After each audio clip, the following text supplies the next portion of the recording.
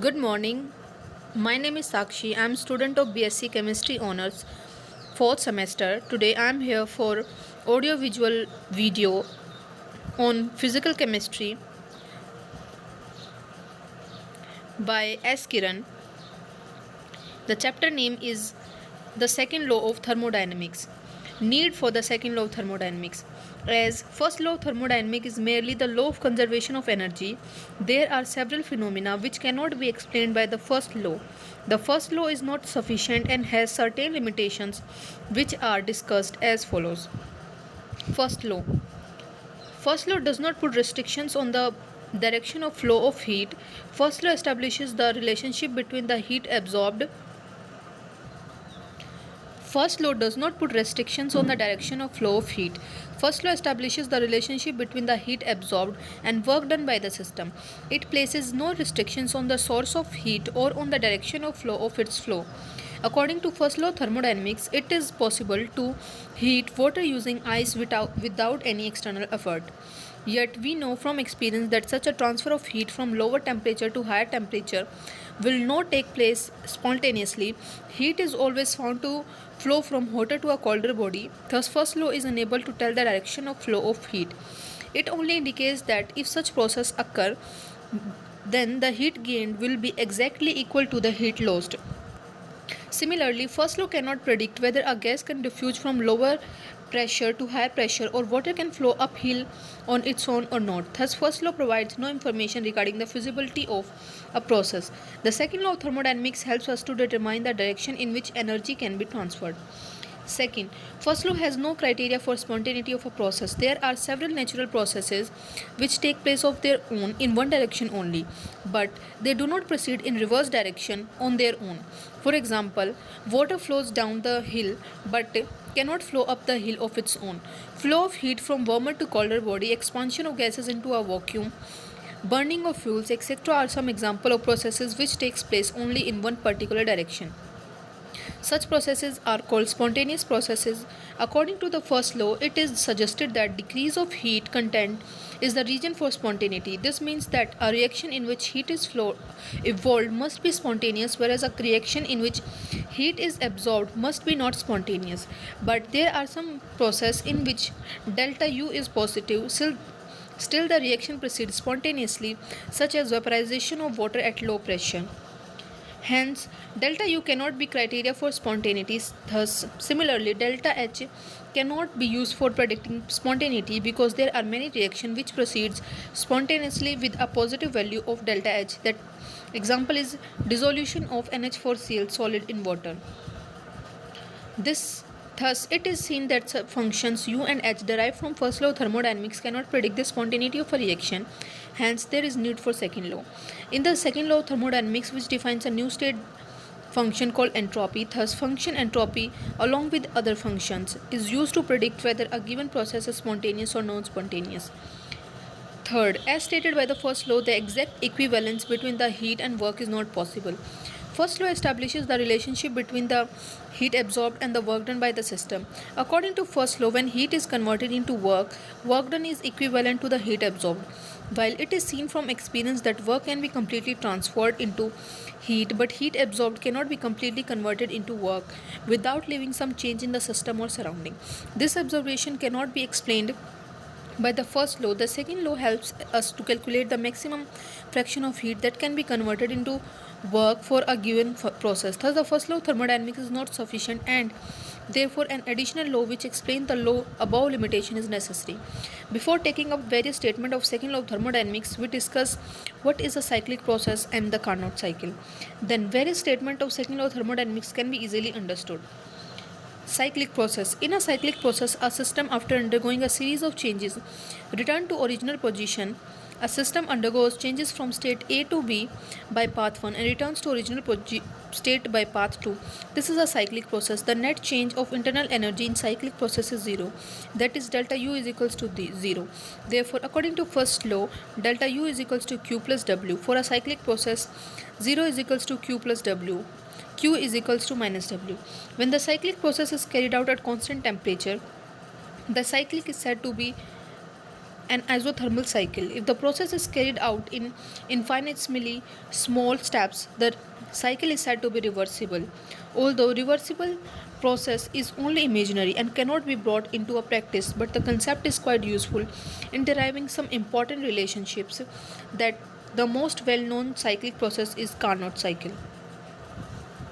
The Carnot cycle. In a cyclic process, a system after undergoing a series of changes.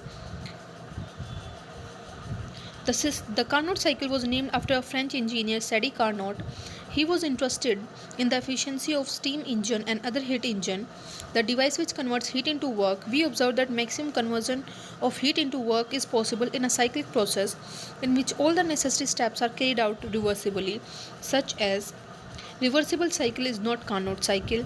An engine operating on the basis of this hypothetical cycle is called Carnot engine. An expression for the efficiency of a Carnot cycle may be derived using a systematic diagram. The system consists of 1 mole of an ideal gas filled in a cylinder which is insulated and fitted with a frictionless piston. The gas is brought in contact with two heat reservoirs, source at T2 and sink at T1, which are maintained at Carnot temperature where T2 is greater than T1. The Carnot cycle involves 4 reversible steps: isothermal expansion, adiabatic expansion, isothermal compression, adiabatic compression. These processes are presented on a pressure volume diagram. First step, isothermal reversible expansion. The cylinder containing 1 mole of ideal gas having volume V1 is placed on the source heat reservoir at temperature T2. The gas absorbs quantity of heat Q2 and undergo isothermal changes, expansion to volume V2 by curve AB. The work done W1 by system is given as minus W1 is equals to RT to ln V2 upon V1. As in isothermal process, delta U is equals to 0. The work done is equal to the heat absorbed Q2, so that minus W1 is equals to Q2 is equals to RT to ln V2 upon V1. Work done by the system is taken as negative according to IPSC convection. System step second, adiabatic expansion. The cylinder is removed from the source and kept on an insulating base. The gas is allowed to expand adiabatically from volume V2 to V3. In this step, the temperature decreases to T1. The path is now by curve BC. The heat absorbed by the system is 0 as expansion takes place under adiabatic condition. The work done by the system is given by minus W is equals to CV T1 minus T2 is equals to minus CV T2 minus T1, where CV is the heat capacity of ideal gas. Work done is negative by usual convection.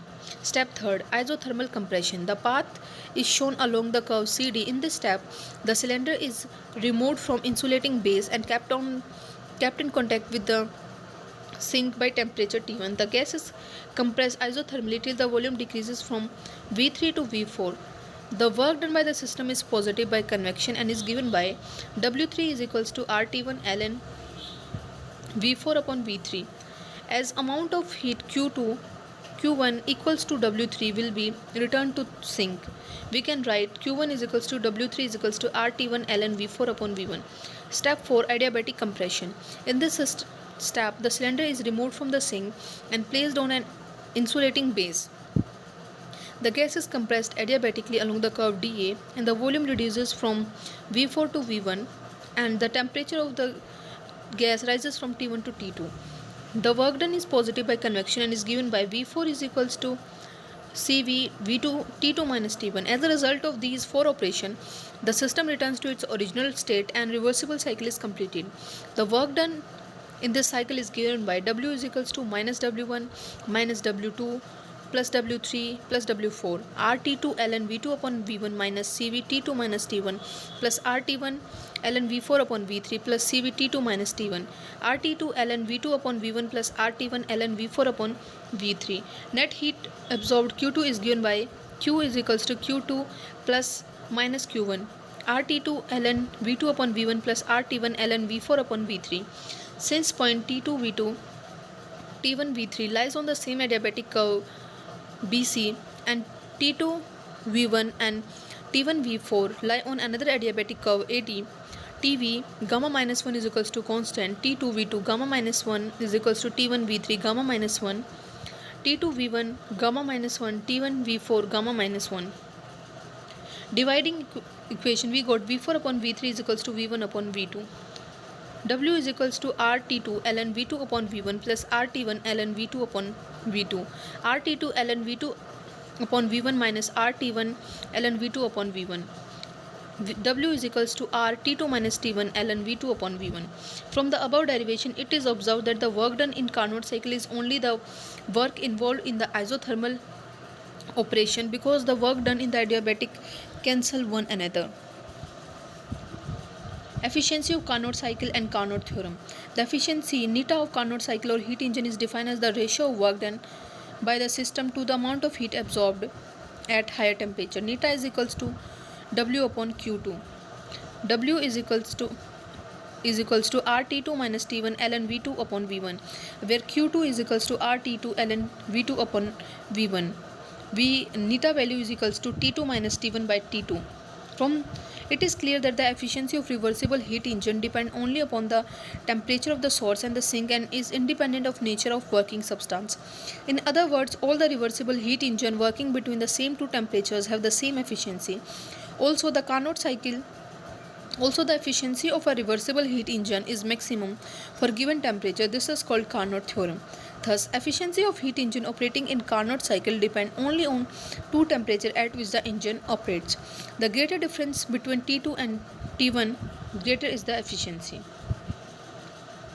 For a cyclic process, net heat absorbed is equals to net work done. Q2 minus Q1 is equals to W. Neta is equals to Q2 minus Q1 by Q2. Neta is equals to T2 minus T1 upon T2 is equals to Q2 minus Q1 upon Q1. Q2. Two important conclusion. First, if T1 is equals to T2, then no work is done in Carnot cycle. When T1 is equals to T2, then the work done is in isothermal expansion at temperature T2 will cancel out the work done by the system in isothermal expansion at T1. In other words, in Carnot cycle, no heat will be converted into work if only isothermal expansion and compression above are carried out. It follows the efficiency neta of Carnot cycle will be unity if T1 is equals to 0. As T1 can never be 0, therefore T2 minus T1 upon T2 is always less than unity. Hence, the efficiency of heat engine is always less than unity. Only a fraction of heat absorbed at the higher temperature can be converted into a work. Statements of second law of thermodynamics. Having discussed the cyclic process of heat engine, we can now give the statement of second law, which can be easily understood from the efficiency of Carnot cycle. Kelvin statement. Since T2 minus T1 upon T2 is less than 1, it follows W is less than Q2, that is, work done is less than heat absorbed. This means that only a part of heat absorbed by a system at high temperature T2 is converted into work. The rest of the heat Q1 is given out by the system to the surrounding when it is at lower temperature T1. Based on this observation, Kelvin stated the second law of thermodynamics as follows. It is impossible to use a cyclic process to transfer heat from a reservoir and convert it into work without at the same time transferring it from hotter to colder body. It can also be stated that it is impossible to convert heat completely into work without leaving some effect in the system or surrounding.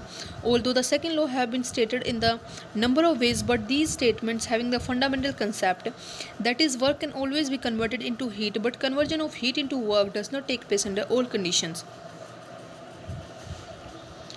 Next is Kelvin-Planck statement. We have seen that work done by the heat engine operating in a cycle is 0 when the two temperatures are same. The Kelvin-Planck statement of second law is, it is impossible for a system operating in a cycle and connected to a single heat reservoir to produce a positive amount of work done in the surrounding. In other words, it is impossible to construct a perpetual machine which operates solely by removal of heat from the thermal reservoir. Third, Clausius statement. As heat engine operating in cycles can perform work only by absorbing heat from reservoir at high temperature by rejecting the difference between heat reservoir and the work done by the engine to another reservoir at the lower temperature. On this fact, the Clausius statement of second law is based. Clausius statement of Second law of thermodynamics is it is impossible to construct a machine that is able to transfer heat by cyclic process from colder to a hotter body without use of an external agency. Thermodynamic scale of temperature. We are familiar with the construction of most commonly used thermometer containing mercury sealed in a glass tube connected to a capillary tube. On this tube, 0 is read as the length of mercury column when in contact with ice, and 100 correspond to length of mercury column in boiling water. The length of mercury column between 0 to 100 is divided into 100 equal division. Each division is equals to 1 degree Celsius. This is Celsius scale of temperature. As this scale is based on coefficient of expansion of liquid, therefore using different liquid in the thermometer will show different value of temperature for the same object. This problem got solved by the study of properties of gases. It was found that an ideal gas ceases to exist at temperature of minus 273.15 degrees Celsius. This temperature was called absolute zero. The temperature scale suggested on this basis is called ideal gas temperature scale and is found to be independent of nature of gas. Lord Kelvin developed a thermodynamic scale of temperature based on the fact that the efficiency of reversible heat cycle is independent of nature of gas taken in the heat engine. This scale is found to be identical with the ideal gas temperature scale. Consider a reversible heat engine operating between two constant temperature heat reservoir. One of the heat reservoir act as source and other act as sink. The temperature of each reservoir on the new scale may be taken as proportional to the quantity of heat absorbed Q2 from the source or heat lost Q1 to the sink. Let theta 1 and theta 2 represent the temperature of sink and the source respectively. Then on the thermodynamic scale we can write that Q2 upon Q1 is equals to theta 2 upon theta 1. This equation gives the ratio of two temperature based on the ratio of quantities of heat exchanged and is independent of nature of thermodynamic subtract. Q1 upon Q2 is equals to theta 1 upon theta 2. 1 minus Q1 upon Q2 is equals to 1 minus theta 1 upon theta 2. Q2 minus Q1 upon Q2 is equals to theta 2 minus theta 1 upon theta 2. Q2 minus Q1 is equals to W. So Q2 minus Q1 upon Q2 is equals to W upon Q2, which is equals to theta 2 minus theta 1 upon theta 2. This equation defines the efficiency of reversible heat engine in terms of Kelvin temperature by putting theta 1 is equals to 0, that is 0 of the new scale we get. Q2 minus Q1 upon Q2 is equals to W upon Q2 is equals to 1. Therefore, 0 on the Kelvin scale is the temperature of the sink of reversible heat engine having efficiency equal to 1, which means that such a cycle completely converts heat into work. This is possible only if the lower temperature theta 1 is equal to absolute 0 on the ideal gas temperature scale. In fact, the ideal gas scale and Kelvin scale are identical provided the gas is ideal.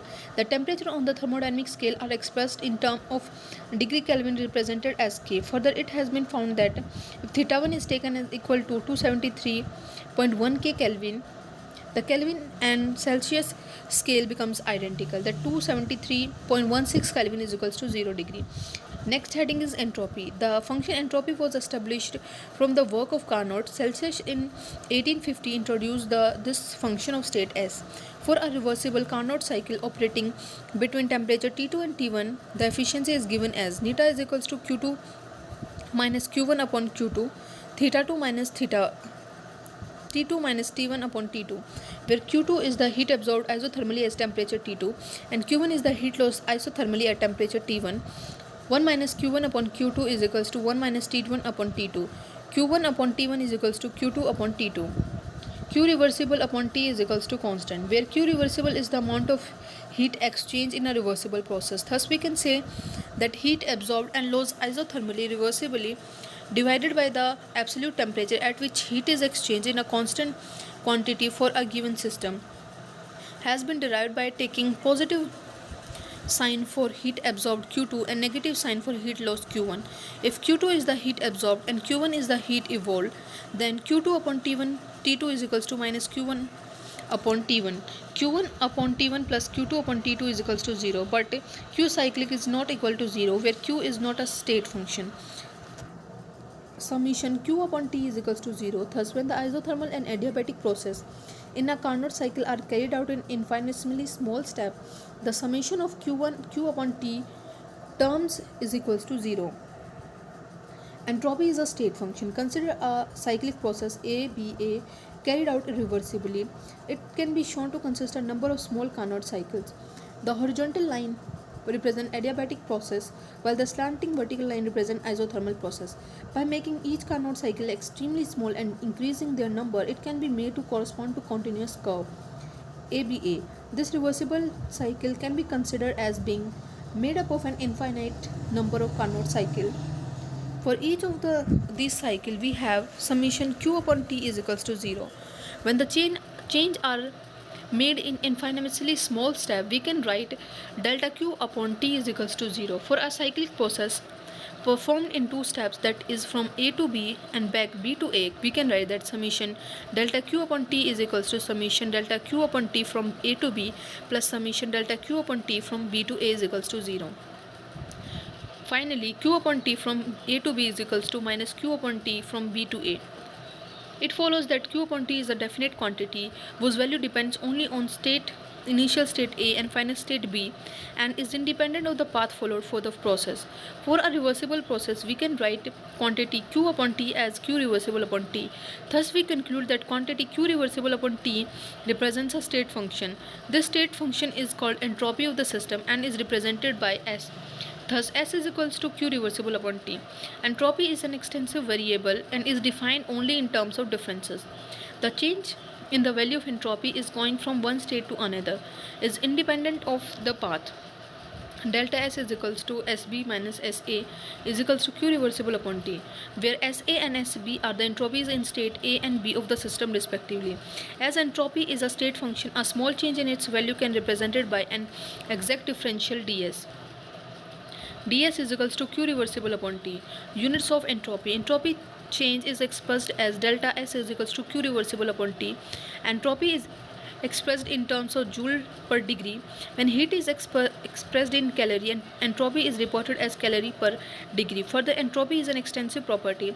It is therefore necessary to maintain the amount of substance involved. Usually, it is expressed for 1 mole of substance.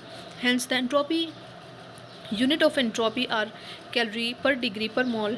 When heat is measured in joules, we write unit of entropy as joules per degree per mole. Entropy change in reversible cycle.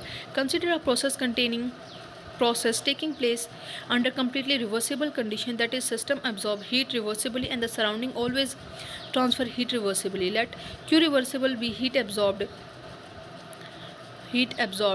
reversibly by system, then the heat lost by the surrounding will be q reversible if heat transfer taking place isothermally at the absolute temperature T1, and the entropy change in the reversible cycle will be negative of the entropy change of surrounding, that is delta S system is equals to minus delta S surrounding. Entropy change of system is given by delta S system is equals to q reversible upon T. Entropy change of surrounding is given by delta S surrounding is equals to minus q reversible upon T. The entropy change from the combined state and the surrounding will be delta S system plus delta S surrounding is equals to q reversible upon T minus q reversible upon T is equals to 0. Delta S total is equals to delta S system plus delta S surrounding is equals to 0. Thus, following conclusion can be drawn from our discussion. The total delta S for system and surrounding when reversible isothermal change occurs in it is 0. Second, the total entropy change for a reversible isothermal cycle is 0. Next heading is entropy change in an reversible process. If any part of cyclic process is irreversible, the process as a whole becomes irreversible, that irreversible be heat lost by the surrounding. This amount of heat is absorbed by the system, but according to definition, the entropy change of the system depends only on the heat absorbed reversible, that is q reversible. Delta S system is equals to q reversible upon T. Further assume that surroundings lose q reversible amount of heat isothermally and irreversibly, and the entropy change of the system will be given by delta S surrounding is equals to minus q reversible upon T. The net change in entropy for system and surrounding combined is as delta S system plus delta S surrounding is equals to q reversible upon T minus q reversible upon T. Further, we know that work done in a reversible process is maximum. W reversible is greater than W irreversible. First law for reversible process can be written as delta U is equals to q reversible minus W reversible. When the same process is carried out irreversibly, we can delta U is equals to Q irreversible minus W irreversible. As internal energy is a state function, delta U is same whether the process is carried out reversibly or irreversibly. Finally, we can say that delta S system plus delta S surrounding is greater than 0. Thus, we conclude that in an irreversible process, the entropy of system and the surrounding taken together always increases. All the processes in nature occur spontaneously, and all the spontaneous processes are thermodynamically irreversible. Thus, Clashes concluded that the entropy of universe is increasing. The second law of thermodynamics may be stated as all the spontaneous processes are carried accompanied by net increase of entropy.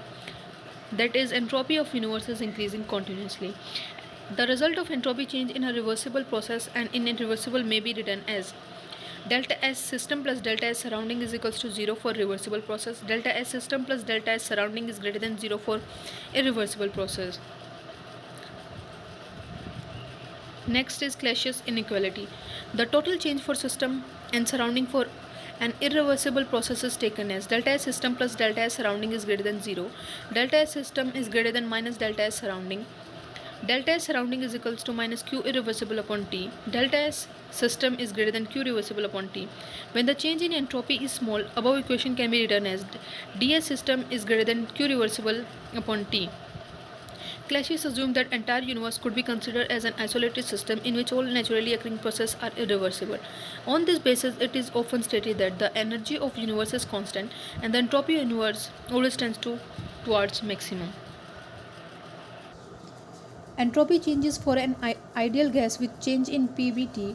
Since entropy is a state function, its value for an ideal gas will change with state variables PV and T. We study variation of entropy with change in two variables at one time, that is P, T and V, or T and P. Entropy is a function of T and V. We got that delta S is equals to S2 minus S1 is equals to CV ln T2 upon T1 plus R ln V2 upon V1. Delta S is equals to NCV ln T2 upon T1 plus NR ln V2 upon V1. It is clear that entropy change of an ideal gas depend upon initial and final volume as initial and final temperature. Entropy as a function of T and P. We got that delta S is equals to Cp ln T2 upon T1 plus R ln P1 upon P2. Delta S ln Cp ln T2 upon T1 plus NR ln P1 upon P2. It is clear that above equation that the entropy change of an ideal gas depend on the initial and final pressure as well as initial and final temperature. Entropy changes of an ideal gas in different processes.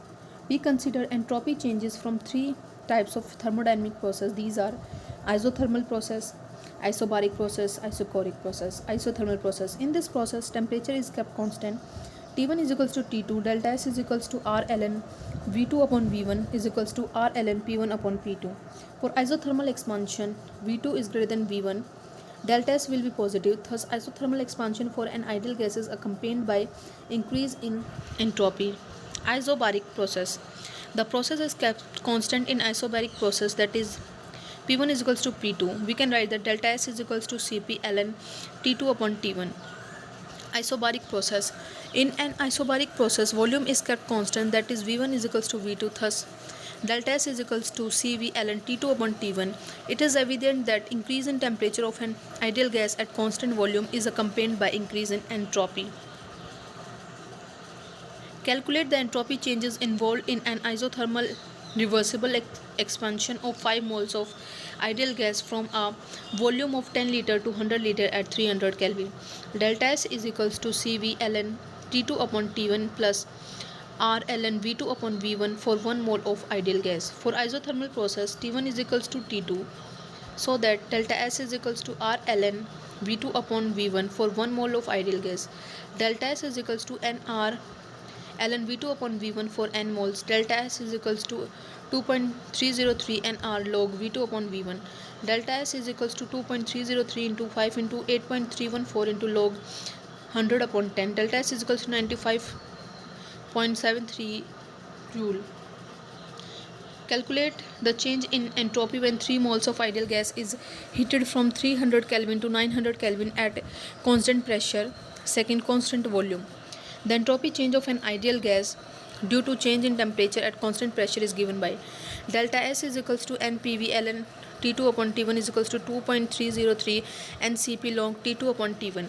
N is equals to 3, Cp is equals to 5 upon 2 R is equals to 8.314.